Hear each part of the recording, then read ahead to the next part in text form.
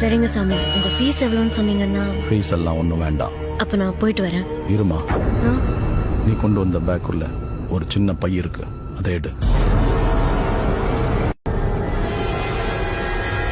எடுத்து என் கையில வை.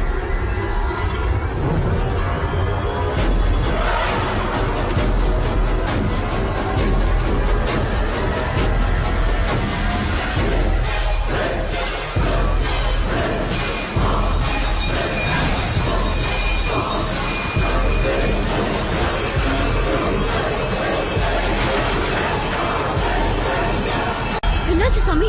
இது ஒரு ஆத்மாவோட தாலி. இந்த தாலியை வச்சு ஒரு 5 நிமிஷம் வெளியில போய் நில்ல. சாமி, வெளியில போய் நில்லுன்றல. சாமி,